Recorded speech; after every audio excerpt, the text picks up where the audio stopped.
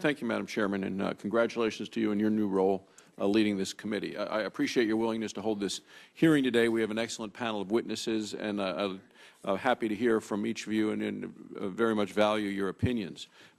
I must point out that today's hearing on this is the third committee we've had hearing on liquefied natural gas exports in the last 2.5 years.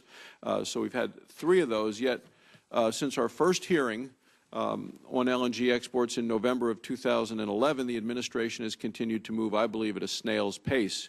The administration has used its discretion to approve only 7 applications to export LNG. Meanwhile, the administration continues to sit on 24 pending applications. 13 of these applications have been pending for more than a year. I believe that the delays have been inexcusable. So I think that we need hearings like this, but more importantly, we actually need to vote, and I think the Senate needs to take action on LNG exports. Yesterday, I filed an amendment to the Ukraine bill, which would expedite LNG exports to Ukraine and to members of the North Atlantic Treaty Organization. These nations are pleading for American natural gas, and they want the Senate to actually act, to do something. What we have heard from the majority leader is one excuse after another for why the Senate shouldn't act. 2 weeks ago, the chairman of the Foreign Relations Committee arbitrarily blocked my amendment to the Ukraine bill.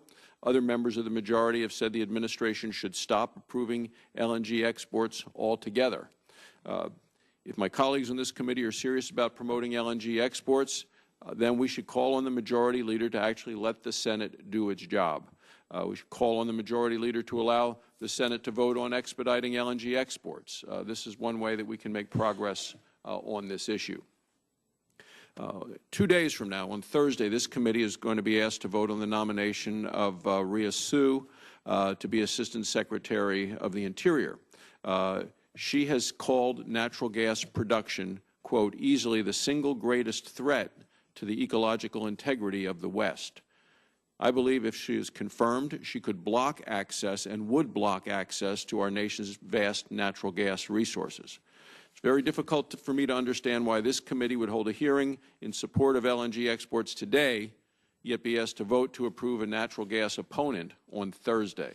So I would urge you, Madam Chairman, and our colleagues on this committee to reject this nominee. The committee needs to send a strong message that we are all in support of natural gas, not one in opposition to it.